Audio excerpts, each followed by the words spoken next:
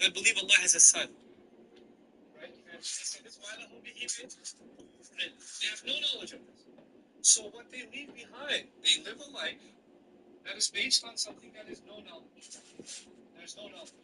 And so they leave steps behind. And now there are people who are learning. They're on their path to learning. They also leave steps behind. And sometimes as a student, you will make mistakes and you'll have to retrace your steps, which is amazing. When you're alive, you can still take back the steps you made. Once you're dead, the steps that people have taken, the ramifications of it can't be undone. While you're still alive, you can actually retrace your steps. You can go back and undo the damage you may have done. There's still hope for you. Right? So, what the Christians had, those who have already said Allah has taken us, they've established that precedent of shirk. What a tradition they've left behind them, all the ruin that's come in their wake. Are you going to kill yourself in grief over the destruction that's come as a result? That's on the one hand, it's too late. And on the other hand, you've got two people who realize they crossed the line they shouldn't have crossed, they went too far, and they got to come back. So the word athar is actually playing on that theme, subhanAllah, just by its recurrence. فَوَجَدَ عَبْدًا مِنْ عِبَادِنَا آتَيْنَاهُ رَحْمَةً مِنْ عِنْدِنَا. So beautiful. They both found us, one of our slaves, who we had given rahmah, a special rahmah from. If you go back to the first story, رَبَّنَا آتِنَا مِنْ لَدُنْكَ rahmah. Master, give us, especially on your behalf, give us some kind of special mercy and care. And now, almost in the same wording, آتَيْنَاهُ رَحْمَةً مِنْ عِنْدِنَا. We have given to him a rahmah that comes especially from us. What Allah is teaching us again is Allah decides who He gives His rahmah to, and it only comes from Him. If you have a good life, if you have knowledge, if you have the reputation, put this in perspective. Actually, I mentioned this in the khutbah I gave a couple of weeks ago.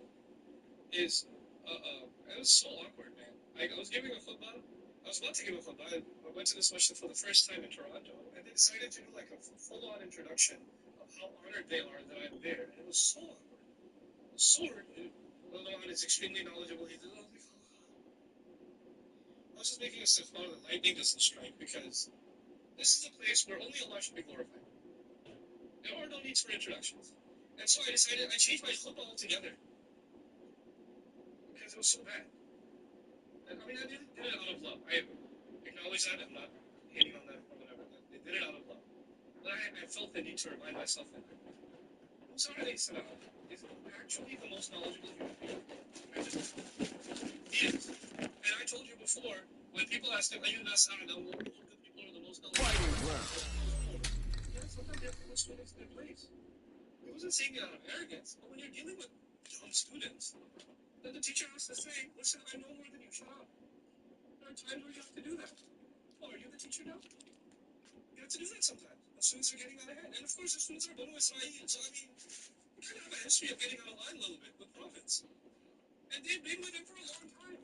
And then they ask one question: who's more knowledgeable? Oh my God, it's Musa alayhi salam. Why would you ask them that question? Why would you ask them? These people are clearly obnoxious in the way they're asking that question. Musa alayhi salam doesn't have to. That's not the point.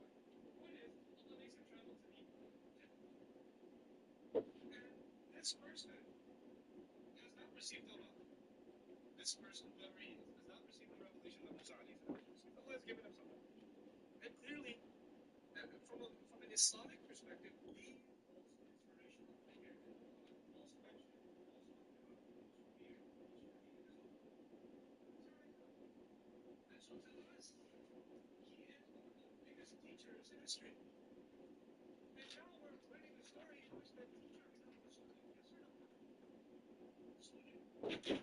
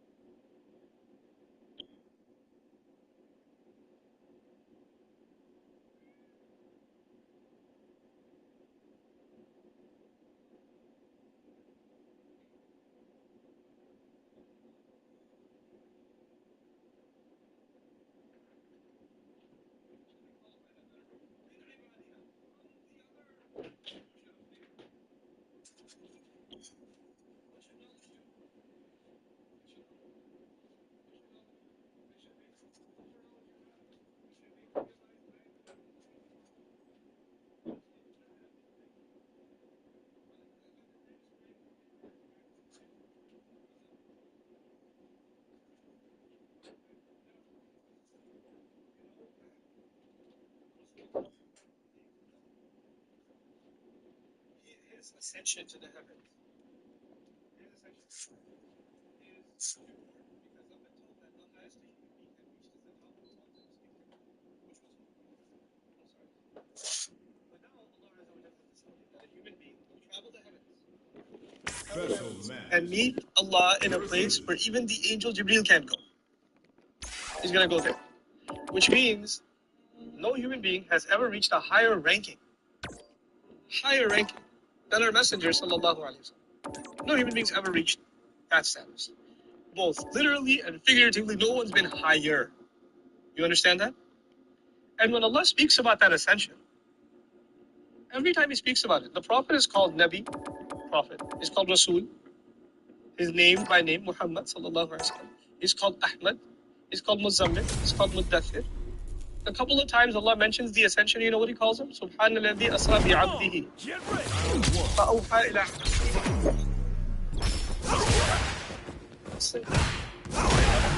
position of learning.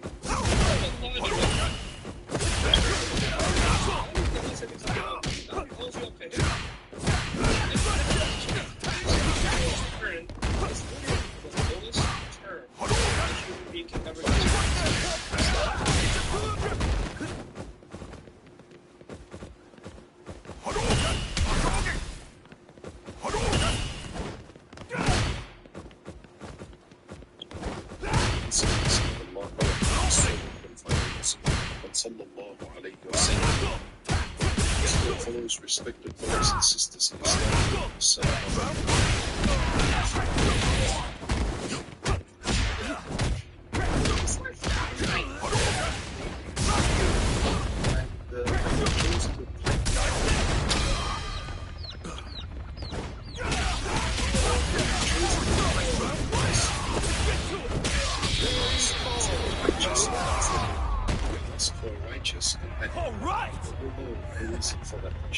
For one more. So let's begin with Islam. And this is created by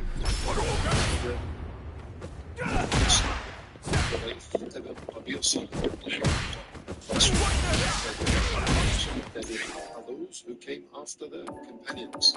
So he says, come on, get ready. This will be a good fight. So Eric's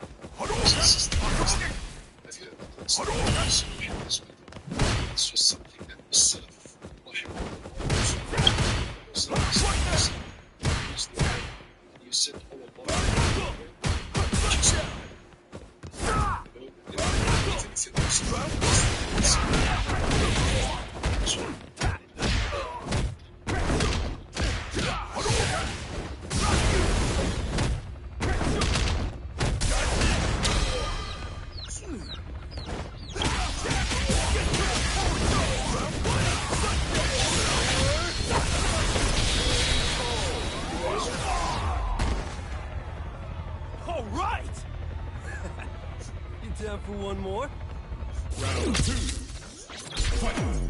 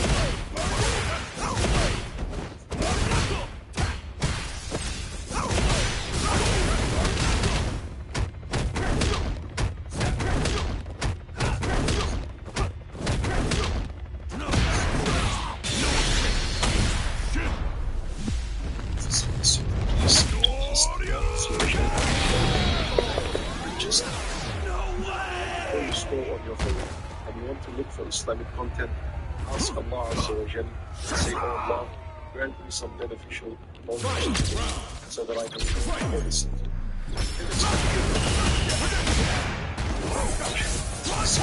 فجلست إلى أبي هريرة Allah Azza wa Jal answered his dua and said, so I have a chance to see what a beautiful, and imagine having a chance to sit with Abu Hurairah, the one who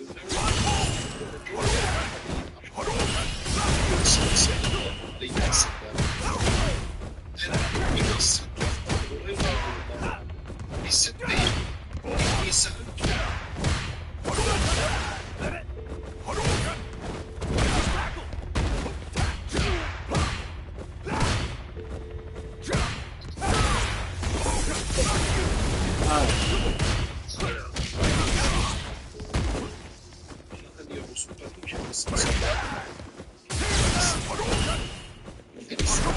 This is my chance. Wins. So in other words, he's saying, my dua has been accepted, and Allah Azza wa Jal has made me sit with you today. And this is very important for us, brothers and sisters in Islam, that when Allah Azza wa Jal answers a dua of ours, that we acknowledge it. We acknowledge that this is how Allah answered my dua. And this is one of the ways in how a person may strengthen his certainty in the belief of Allah Azza wa Jal. One of the ways to strengthen your certainty in Allah and that Allah Azza wa Jal exists and you believe in Him is to connect your dua to how Allah Azza wa Jal answers it for you in this worldly life. Now, so if you make a dua and then whatever you asked for, you see it in your life, Allah Azza wa Jal grants you that, it should increase your certainty in Allah, it should increase your faith. That's one of the means of how to strengthen certainty in your belief in Allah Azza wa Jal. So now he says to Abu Hurairah radiyallahu anhu, حدثني بحديث سمعته من رسول الله صلى الله عليه وسلم لعل الله أن ينفعني به. So now, Come on, get ready. Let me have some fun. He's a righteous man. Go to sleep.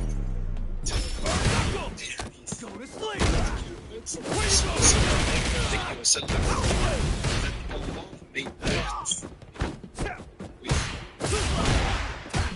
with something teaching underneath that you go from Bismillah. So he said,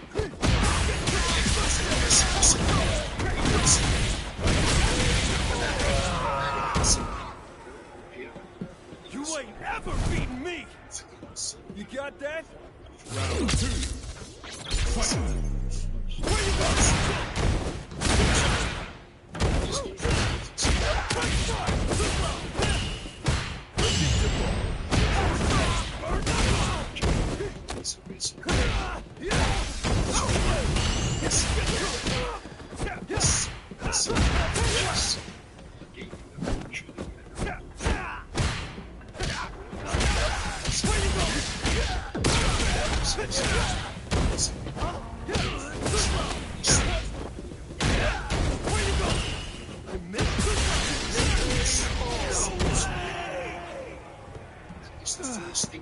Not bad.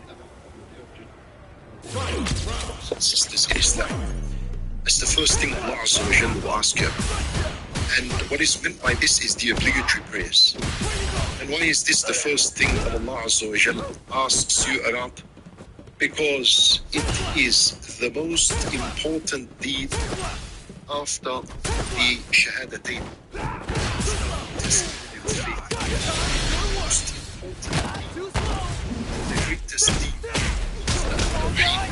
After La ilaha illallah is salat. In fact, the obligatory prayers, the 5 daily prayers, are a manifestation of the sunnah. I think the central believes there is no actions in his actions. The greatest actions that make you believe that La ilaha illallah is your prayer. So La ilaha illallah, we say it in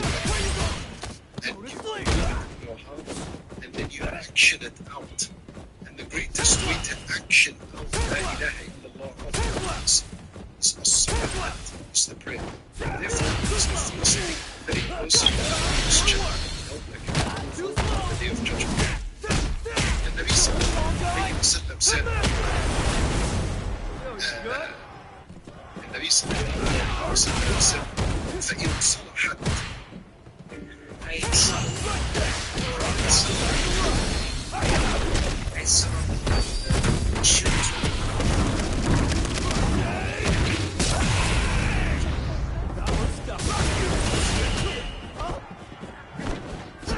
children, displacement, danger, hunger, and fear.